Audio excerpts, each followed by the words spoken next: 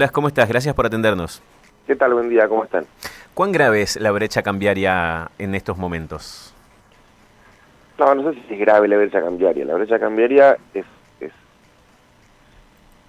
es un problema en el sentido de, digamos, más que la gravedad de la brecha, lo que es grave es que la brecha sube, Ujú. porque en principio el aumento de los dólares paralelos tiende a ser un indicador de expectativas devaluatorias, un indicador de fragilidad básicamente en el frente externo.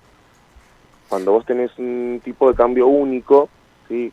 Como tuvimos en Argentina, por ejemplo, durante casi todo el gobierno de Macri, ese tipo de cambio es el que expresa esa sensibilidad. Cuando hay salida de dólares, el tipo de cambio sube; cuando hay entrada o expectativas de que eso pase, el tipo de cambio baja, a menos que el gobierno intervenga. Cuando vos tenés un cepo, ¿sí? Cuando tenés una política de control de cambios, el tipo de cambio oficial está blindado, y ese tipo de cambio es el que se utiliza para el comercio exterior, con lo cual es el que tiene mayor incidencia sobre precios internos, pero el otro, o los otros paralelos, son mucho más volátiles que lo que sería un oficial unificado. Entonces ahí lo que tenés es un cambio muy volátil, sube, baja con mucha más facilidad, donde intervenir desde el Estado es más difícil, y bueno, la suba del dólar, en este caso el contado con liquidación o el MEP o el Blue, expresan eh, fragilidad, expresan volatilidad, y eso es lo preocupante, más que el valor absoluto de la brecha que pueda contener. Una brecha estable en principio no sería tan problemática, más allá de que sea relativamente alta. Claro, pero Nicolás, también recuerdo que en momentos pasados, recientes, amplitudes como la actual, que rondan el 50%, obligaba al gobierno también a establecer nuevos tipos de cambio, que era lo que en algún punto estimulaba la liquidación o eventualmente la exportación de bienes. Esto, en estos momentos, ¿estaría siendo una opción pensar alternativas intermedias, o lo que está haciendo el gobierno justamente ayudaría a reducir esa brecha? Y claramente el gobierno quiere reducir la brecha, pero de nuevo, si el problema es incentivar la liquidación de exportaciones, a generar, decir a los exportadores que liquiden ahora porque no van a ganar más esperando, sería eso, Ujú. volvés a estar jugando sobre la variación de la brecha, no sobre la brecha completa. Quiero decir, vos le estás diciendo, miren, liquiden porque la brecha va a bajar; lo que estás avisando es respecto de la variación de esa brecha. Estás dando un mensaje que, si es creíble, es: la brecha baja, liquida hoy, te conviene liquidar ahora. Porque recordemos que los exportadores liquidan 80-20, liquidan 80% del mercado o en el mercado oficial, 20% en el contado con liquidación. Con lo cual, si el contado con liquidación baja, el monto en pesos percibido por la exportación termina bajando, con lo cual están diciendo: voy a seguir bajando la brecha, te conviene liquidar hoy. Obviamente el problema es que si un exportador dice igual no me alcanza, y yo sé que si yo me guardo la cosecha, genero condiciones para que el gobierno devalúe más, y entonces voy a terminar ganando más, bueno, es parte de esa puja en la que el gobierno está parado. El punto más relevante acá es que el gobierno, para hacer eso, la medida que anunció Caputo el sábado, que es lo que efectivamente generó la baja del dólar contado con liquidación ayer, eh, es rifa reserva. Porque lo que está diciendo es: el gobierno va a utilizar las posibles ganancias en términos de reservas del superávit comercial para vender dólares en el mercado de contado con liquidación e intervenir en ese mercado. Y eso es preocupante, porque a Argentina no le sobran dólares. Y si los pocos dólares que tiene, o los pocos dólares que puede ir ganando en un contexto de superávit comercial, que es el que se dio durante los meses de la cosecha, no sé si seguirá dando, eh, va a usarse para contener la brecha, para que el dólar blue no suba.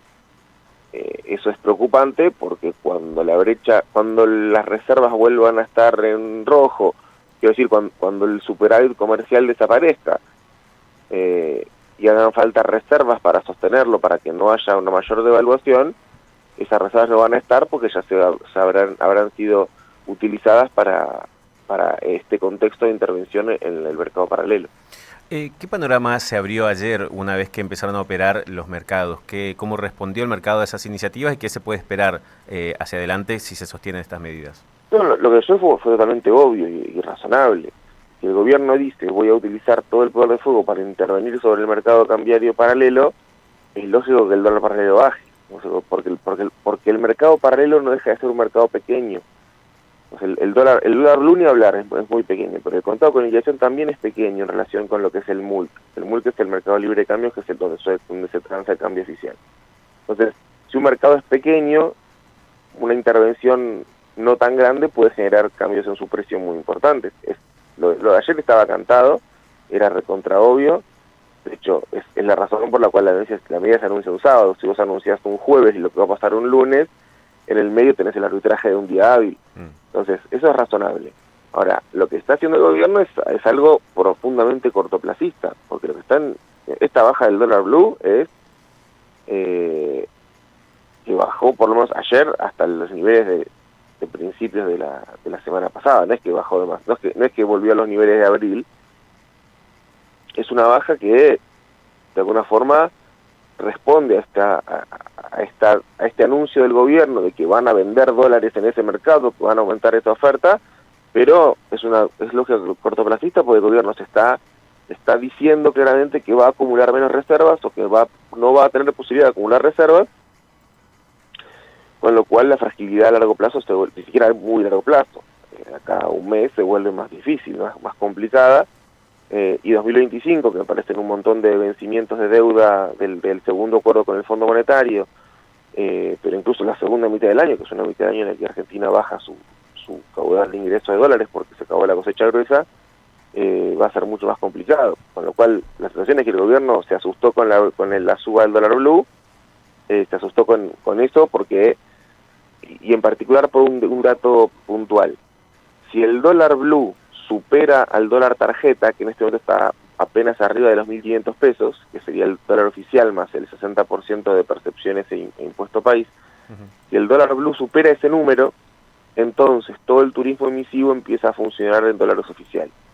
O sea, en el momento en el que el dólar blue supera el dólar tarjeta, el turista que está en el exterior le conviene gastar con tarjeta.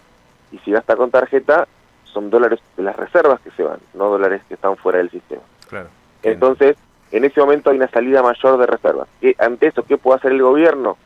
Bueno, lo que hacía el gobierno anterior era subir las tasas de percepciones, que llegaron a estar arriba del 100%. O sea, subir más las percepciones, que el dólar tarjeta no sea más el oficial más el 60, sino que sea el oficial más el 80. Ir corriéndolo. Bueno, ese mecanismo es un mecanismo que puede llegar a volverse un círculo vicioso. Es una opción. La otra opción que tiene, que es la que los exportadores quieren, pero que es complicada, es que el ritmo de devaluación anunciado del 2% del tipo de cambio oficial por mes, que se está manteniendo desde diciembre, aumente. Quiere decir que haya mayor devaluación del dólar oficial. Esto es directamente inflacionario, y ahí me parece que hay algo que es lo más perverso de todo para mí, que es que el gobierno se juega mucho en la batalla comunicacional, se juega más en la batalla comunicacional que en el terreno económico, en el sentido que el gobierno quiere insistir con que está matando la inflación y que la inflación tiene solo que ver con la emisión monetaria y esa cantidad de sinsentidos que viene diciendo el gobierno, cuando está clarísimo que uno de los principales componentes de la inflación es el valor del tipo de cambio, eso lo sabe todo el mundo, y que está claro que si aumenta el ritmo de devaluación del dólar oficial, los precios van a subir de vuelta, y que el gobierno ya no podría tener en este contexto la excusa que tuvo en diciembre cuando devaluó el tipo de cambio oficial más del 100%, y la respuesta fue que la culpa era la emisión del gobierno anterior. Digamos, hay gente que se lo cree, pero bueno, gran parte de la preocupación del gobierno es esa estrategia comunicacional que pone en riesgo en gran medida la sustentabilidad económica. Una última, Nicolás, agradeciéndote el tiempo. Parte de los anuncios también, y lo mencionabas ahí al pasar, tiene que ver con esta promesa de emisión cero. Sí. ¿Se ha emitido mucho en este gobierno? Y por otro lado, ¿es posible y qué impacto tendría esta búsqueda de emisión cero? Todos los gobiernos emiten todo el tiempo porque la emisión monetaria es endógena. La emisión monetaria no es una decisión de los gobiernos en líneas generales, salvo determinadas situaciones particulares. Los gobiernos, los bancos centrales, y acá una cosa buena que está en ese gobierno, mal que le pese, es terminar con la mentira de los bancos centrales independientes. Digamos, no hay banco central independiente, no existe tal cosa, y está bien que así sea. Los bancos centrales fijan otros objetivos, fijan tasa de interés, fijan tipo de cambio. Entonces la cantidad de dinero en circulación termina sobre todo la base monetaria, que es el dinero que emite el Banco Central, que no es solamente una parte pequeña del dinero total de la economía, depende de la fijación de otros instrumentos, de qué pasa con la tasa de interés, de qué pasa con el tipo de cambio, qué pasa con los precios de los bonos, etcétera. Entonces, siempre hay emisión monetaria, porque siempre la base monetaria se va ajustando a otras variables y que son objetivos que se fijan desde la política monetaria en todo el mundo.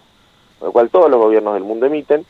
Acá el gobierno queda preso de un discurso totalmente insostenible en términos académicos, pero que garpa políticamente, que es decir que el problema, la culpa de la inflación es de la emisión monetaria. Y ahí lo que digo, digo como culpa justamente para enfatizar el punto.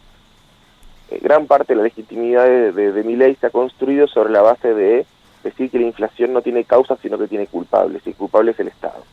Entonces, la teoría monetarista, ni siquiera la teoría monetarista, la vulgarización que hace Milei de esto y que venía haciendo de hace tiempo, antes de ser presidente, respecto de que la inflación tiene una culpa y es culpa del Estado y culpa del gobierno que gasta demasiado, esa simplificación burda, pero no solo simplificación burda, sino que aparte es asignarle una culpabilidad, un fenómeno social, económico que tiene su complejidad es reducido a las consecuencias de determinada actitud perniciosa y conspirativa de parte de algunos. Eso lleva a la legitimación de determinado proyecto político porque garpa eso y porque le ha salido bien políticamente. Lo tiene que sostener, ese es el problema. Por eso, en todo el esquema que anunciaron el sábado, lo que ha hecho el gobierno es enfatizar en la parte de los pesos, es decir, no emitimos más, cuando lo que están diciendo es vamos a vender reservas para contener el contado con liquidación. Y ese es el anuncio importante, es qué pasa con los dólares, claro. No qué pasa con los pesos. Que haya emisión cero, que no haya emisión cero, cuáles son los distintos mecanismos por los cuales se va a ajustar el balance del Banco Central respecto de la articulación, sobre todo con los bancos comerciales, que es el principal interlocutor. Tiene un montón de variaciones, y a dar emisión cero no lo sé. ¿Qué relevancia tiene eso? Yo creo que ninguna. Lo que efectivamente importa acá es que el gobierno ha decidido dilapidar las reservas para contener el tipo de cambio paralelo, en una medida que da cuenta de que el gobierno está asustado por la suba del dólar paralelo, que el esquema de aumento del tipo de cambio oficial del 2% mensual está en riesgo, y que si está en riesgo esto la baja de la inflación, y con eso no solo queda en riesgo la sostenibilidad del programa económico, si es que hubiera tal cosa como un programa económico, para mí no lo hay, simplemente hay un par de medidas, sino que sobre todo queda en riesgo la reputación de este gobierno, y se juega su legitimidad supuestamente en la posibilidad de el saber bajar la inflación. En el momento en el que el dólar empiece a subir, la inflación va a dejar de bajar y se van a quedar sin argumentos para sostener esa legitimidad. Nicolás, gracias por el tiempo y los conceptos, muy amable. Gracias, hasta luego. Nicolás Boskin es doctor en Ciencias Sociales, es economista.